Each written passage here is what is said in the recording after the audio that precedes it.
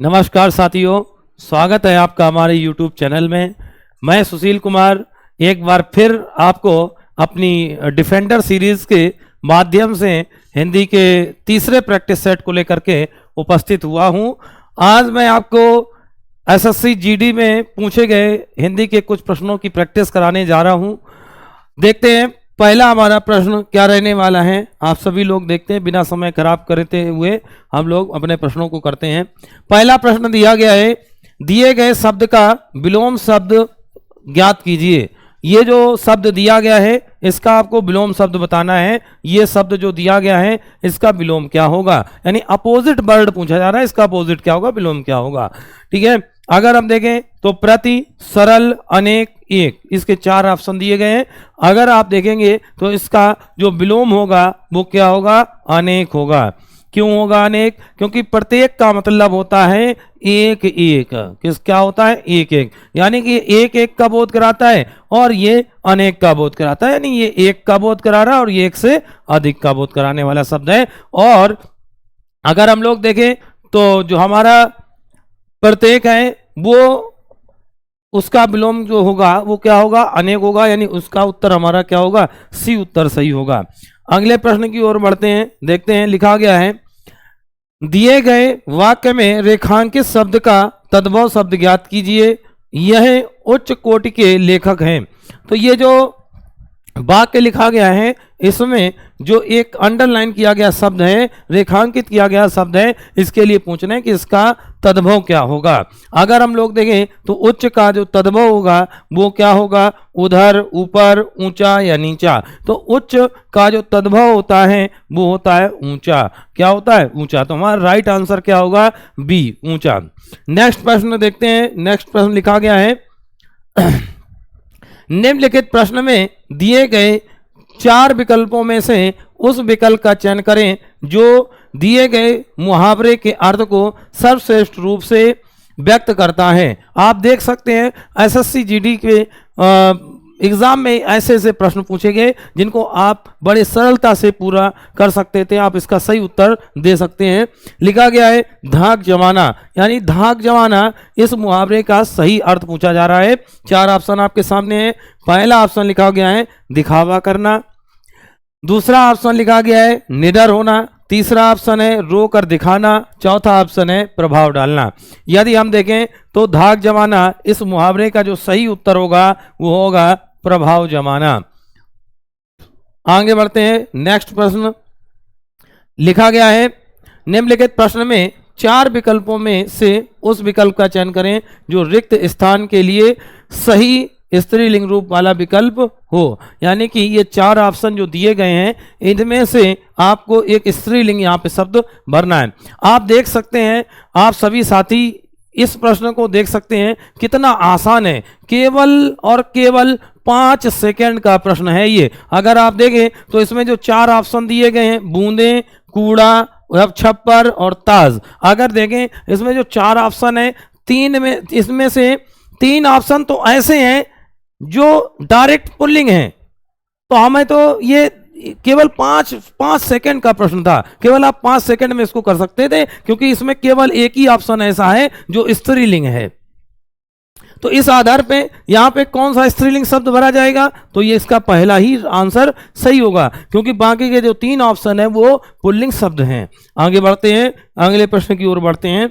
लिखा गया, दिए गए शब्द का पर्यायवाची ज्ञात कीजिए। विष्णु का पर्यायवाची पूछा जा रहा है। किसका पर्यायवाची पूछा जा रहा है? विष्णु का पर्यायवाची पूछा जा रहा है। आप देखिएगा इसमें लिखा गया प्रणाली, लक्ष्मीपति, कर्ण, लीन। अगर देखें तो हमारे जो गॉड भगवान विष्णु के पर्याय पूछा जा रहा है कि इनके पर्यायवाची क्या होंगे। तो हमारी जो विष्णु की पत्नी यानी माता लक्ष्मी के नाम के आगे आप पति के पर्यायवाची लगा दीजिए, वो सारे विष्णु के पर्यायवाची हो जाएंगे।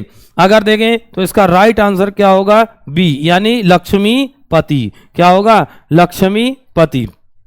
अगर हम लक्ष्मी प्रिय भी कर सकते थे, ऐसे भी हम बना सकते हैं। पति के आप पर्यायवाची लगा करके लक्ष्मी नाम के आगे आप पति के पर्यायवाची लगा दीजिए, विष्णु के पर्यायवाची बन जाएंगे। अगला प्रश्न देखते हैं, दिए गए वाक्य में रेखांकित शब्द का तत्सम शब्द ज्ञात कीजिए।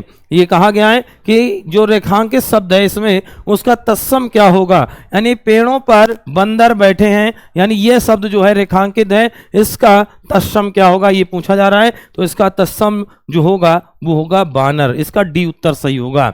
आगे बढ़ते हैं। अगला प्रश्न है, दिए गए वाक्य में रेखांकित शब्द का विलोम शब्द ज्ञात कीजिए। जो रेखांकित है शब्द शीत, शीत इसका विलोम क्या होगा।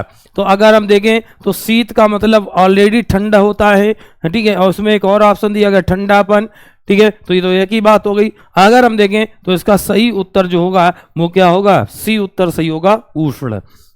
आगे बढ़ते हैं नेक्स्ट प्रश्न की ओर।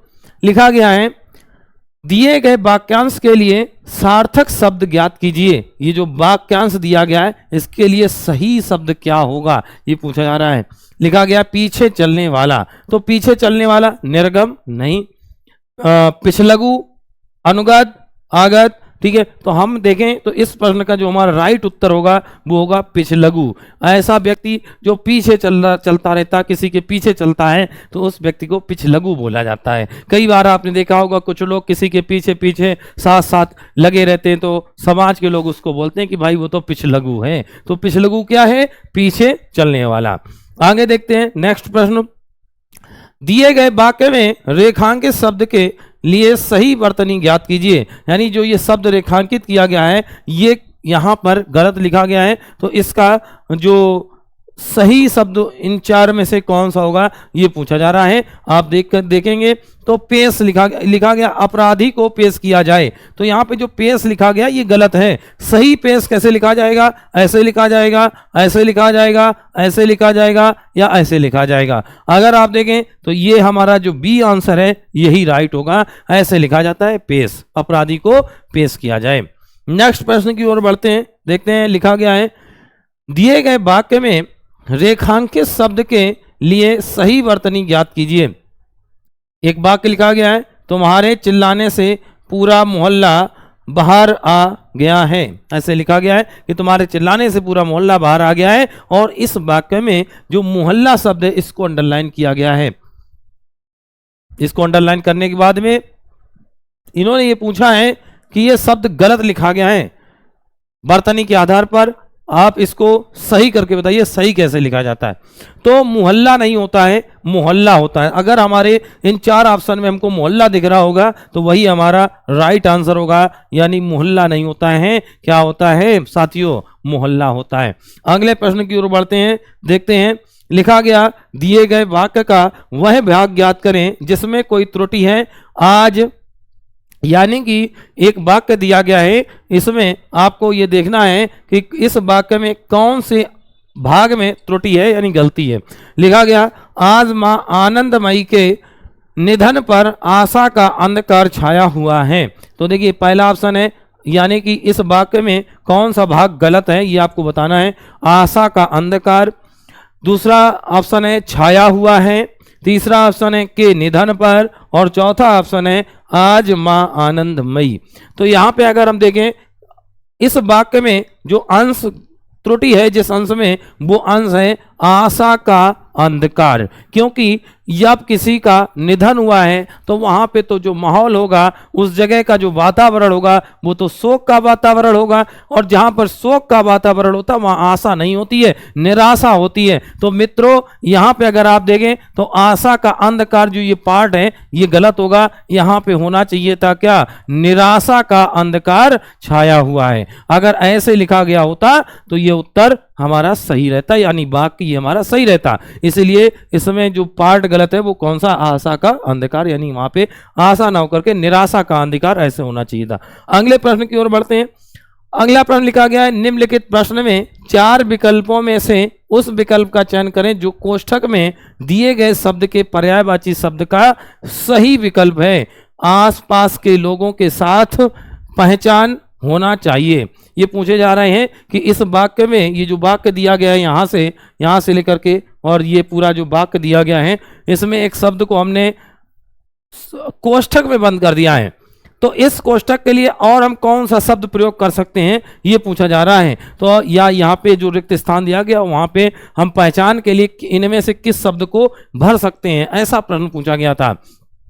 पहला प्रपंच, कपट, उपहार या फिर परिचय। तो देखिए पहचान का मतलब होता है परिचय, तो परिचय को हम यहाँ पे भर सकते थे कि आसपास के लोगों के साथ परिचय होना चाहिए, पहचान होनी चाहिए हमारी, परिचय होनी चाहिए आसपास के लोगों के साथ। ठीक है, अगला प्रश्न देखते हैं। अगला प्रश्न क्या लिखा गया है, निम्नलिखित वाक्य में रेखांकित भाग के लिए एक सार्थक शब्द ज्ञात कीजिए।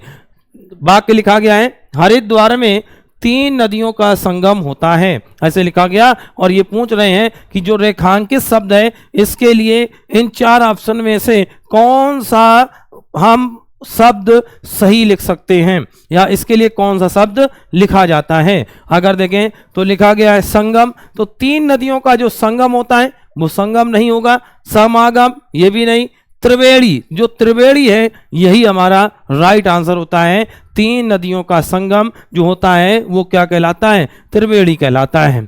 आगे देखते हैं, अगला प्रश्न है, निम्नलिखित वाक्य में रेखांकित भाग के लिए एक सार्थक शब्द ज्ञात कीजिए।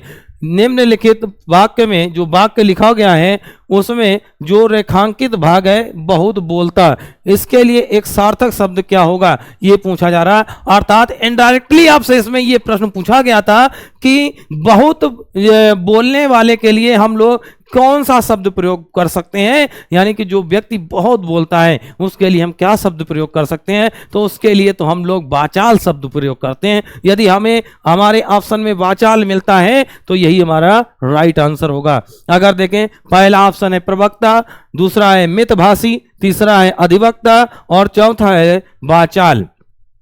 तो अगर देखें, हमने आपको पहले ही बता दिया कि बहुत बोलने वाला जो व्यक्ति होता है उसको वाचाल कहते हैं। क्या कहा जाता है, वाचाल कहा जाता है। जबकि प्रवक्ता हमारा लेक्चरर होते हैं, टीचर होते हैं। अगर मितभाषी, बहुत कम बोलने वाला व्यक्ति मितभाषी कहलाता है। अधिवक्ता हमारे एडवोकेट होते हैं।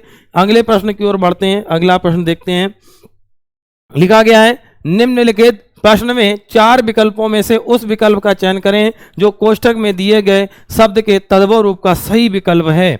यानी कि ये जो वाक्य दिया गया है, इस वाक्य में जो शब्द आपका कोष्ठक में लिखा गया है उसके लिए ये पूछा जा रहा है कि तद्भव शब्द कौन सा सही होगा। तो अगर हम देखें तो ये चीज़ तो हमको डायरेक्ट तत्सम और तद्भव जो हमारा चैप्टर होता है उससे हमको पता होना चाहिए कि गोमय जो शब्द है ये तत्सम शब्द है और इसका तद्भव क्या होता है, गोबर होता है। तो हमारे अब देखिए यहाँ पे आप देखें कि एसएससी जीडी के एग्जाम में यहाँ पर प्रश्न की जो व्याख्या है, या यूं कहें कि प्रश्न जो है वो इतना बड़ा करके दिया गया कि बच्चा जो है इस प्रश्न को देखने के बाद हो सकता है कि वो इस प्रश्न को छोड़ देता, वो कहता बहुत बड़ा प्रश्न में समय खराब होगा। जबकि ऐसा नहीं है, प्रश्न देखने में बड़ा है लेकिन उत्तर आप इसका केवल 5 सेकंड में कर सकते थे, क्योंकि प्रश्न इसमें ये कहा गया कि गोमय का तद्भव क्या होगा, ये प्रश्न पूछा गया। तो गोमय का डायरेक्ट आप जानते हैं कि तो तद्भव होता है, वो क्या होता है, गोबर होता है।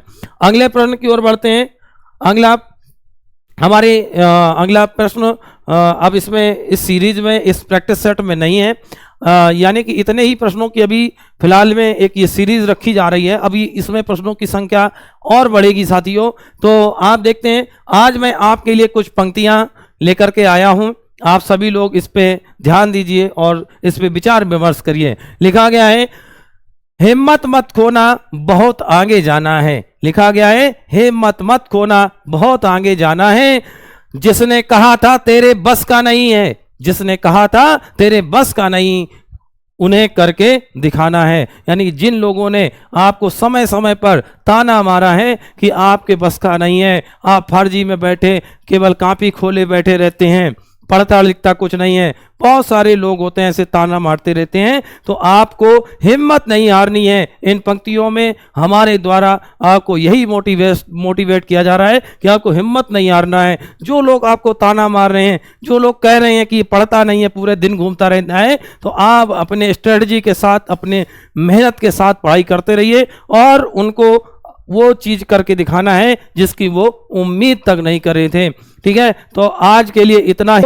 बहुत बहुत धन्यवाद, थैंक यू सो मच। अगर आपको हमारा वीडियो अच्छा लग रहा है, आपको लगता है कि हम आपको कुछ उपयोगी चीज़ें प्रदान कर पा रहे हैं, तो आप हमारे वीडियो को जरूर लाइक करें, शेयर करें और सब्सक्राइब करें। अपने मित्रों तक इस वीडियो की लिंक आप शेयर कर दीजिए ताकि वो लोग भी इस प्रैक्टिस सेट के सीजन को, जो हमारा ये सेशन चल रहा है, इसको वो देख सकें और वो भी लोग भी इस हमारे प्रैक्टिस सेट के सेशन को लाइक कर सकें, शेयर कर सकें, सब्सक्राइब कर सकें। बहुत बहुत धन्यवाद। Thank you. जय हिंद, जय भारत।